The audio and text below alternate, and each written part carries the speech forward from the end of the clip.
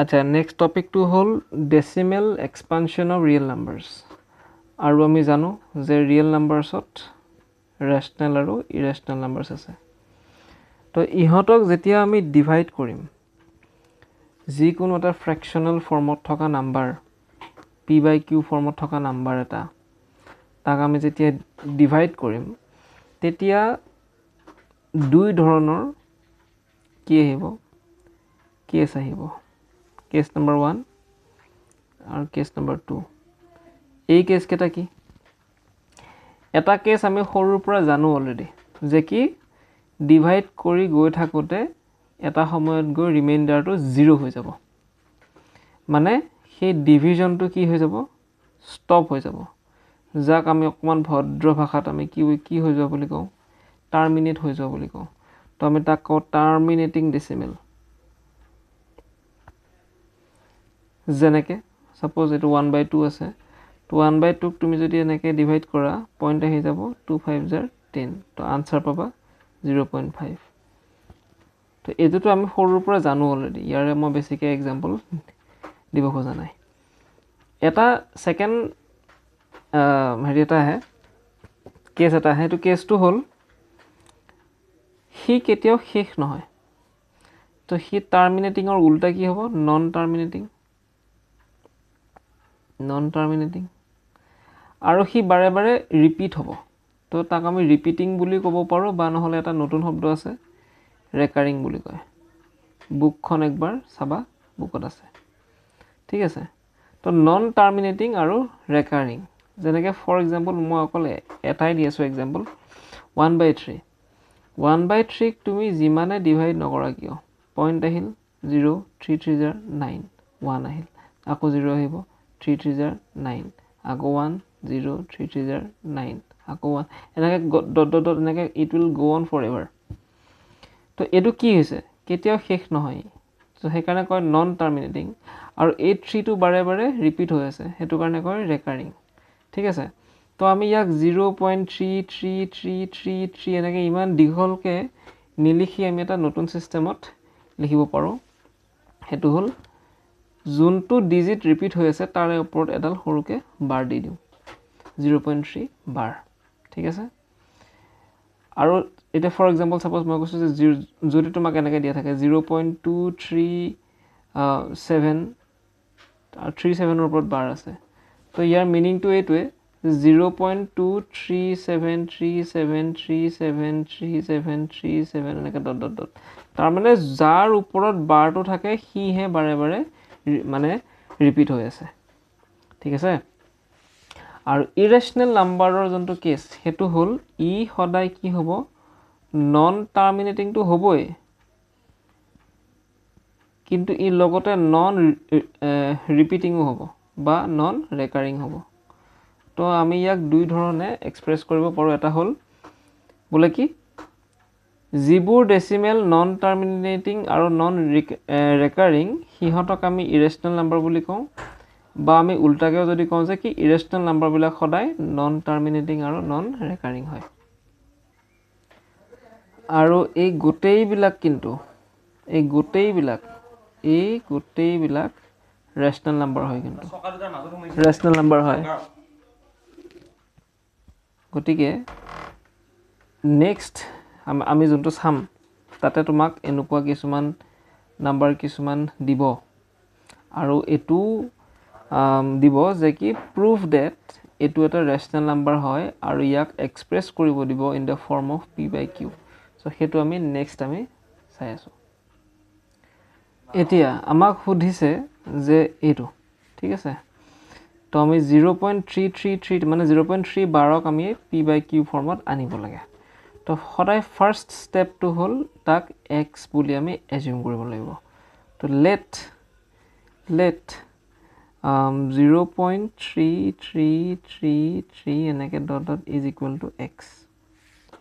ঠিক আছে বা তাক তুমি উল্টাকেও যদি কোৱা পৰে লেট x ইকুৱেল টু এটো ঠিক আছে তাৰ পিছত এটো একদম মোস্ট ইম্পৰ্টেন্ট স্টেপ কেইটা ডিজিট ৰিপিট হৈ আছে চোৱা অকল এটা ডিজিট ৰিপিট হৈ আছে আৰু ৰিপিট হৈ থকা যোনটো ডিজিট সেইটো হ'ল 3 তো এটা ডিজিট যদি ৰিপিট হৈ আছে we will multiply by 10 দুটা ডিজিট যদি ৰিপিট হৈ থাকিলে হেতেন আমি মাল্টিপ্লাই কৰিলো হয় by 100 যদি তাতকে যিমানটা ডিজিট মানে কি সৰি যিমানটা ডিজিট ৰিপিট হ'ব হিমান টাইমস অফ 10 ঠিক আছে তো ইয়াক আমি লিখিম এতিয়া multiplying both sides by 10 we get 10x equal to কি পাবা 3.3333 এনেকে ডট ডট ডট ঠিক আছে এতিয়া ইয়াৰ জায়গাটো ই আছে ঠিক আছে এইখিনি জায়গা দুটা নাম্বার ওলাব লাগিব সামথিং প্লাস সামথিং ঠিক আছে তো এই জন্য সেকেন্ড এই সেকেন্ডটোৰ জায়গাত সদায় এইটো যাতে হয় এটো হ'ব লাগিবই লাগিব তাৰমানে এই বস্তুটো আহি এই সেকেন্ড প্লেসত লিখিব লাগিব আমি তো আগে ভাগে আমি ইয়াতে 0.333 এনেকে ডট ডট ডট বুলি লিখি লম কিন্তু যদি এটো যদি সেকেন্ড প্লেসত ই হ'ব লাগে তে ফার্স্ট প্লেসত কি হ'ব তো হেতুৰ কাৰণে আমি কি কৰিম ইয়াৰ পৰা এইটোৰ পৰা এইটো যদি সাবট্ৰেক্ট কৰি দিও তো আমি ইয়াতে কি হ'ব গম পাই যাম হেতু 3 আকৌ ইয়াক তো আমি অলৰেডি x বুলি লেট ধৰিছিলো নহয় গতিকে ইয়াতে 10x কি হৈ যাব 3 plus x তো x ইফালে গুছি আহিব তো 9x 3 তো x কি পাবা 3/9 মানে হল 1/3 তো x কি পালা 1/3 আৰু x মানে কি আছিল x মানে আছিল এইটো মানে তুমি আলটিমেটলি আনসাৰটো কি পালা যে 0.333 এনেকে ডট ডট ডট যদি হৈ থাকে ই 1/3 হ'ব আৰু হেতুৱে আমি অলপ আগতে চাই উঠিছিলু কিন্তু তুমি যদি উল্টাকে চোৱা মানে এনেকে পয়েন্ট আহিল 0 এনেকে 339 এনেকে 10 এনেকে dot dot dot dot dot তো এটো হল এটা this is a way to show যে কি এটা নন টার্মিনেটিং রিপিটিং ডেসিমেলক আমি p/q ফর্মত লিখিব পাৰো ঠিক আছে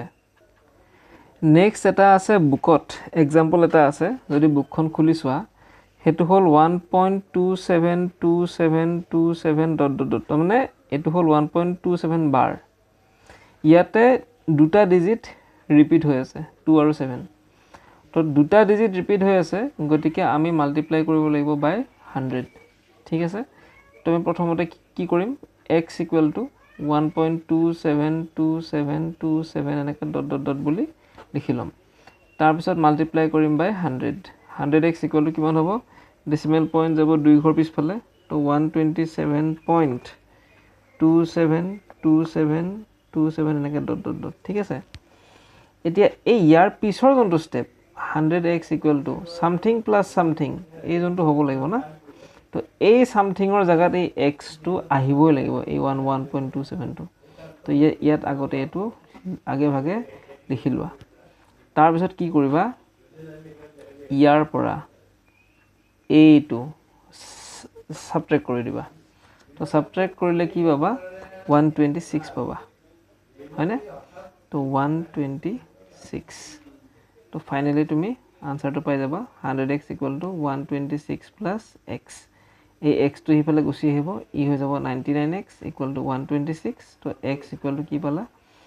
126/99 এটো আনসার মানে আলটিমেটলি উই হ্যাভ শোন যে কি এটোটা p/q ফর্মত আছে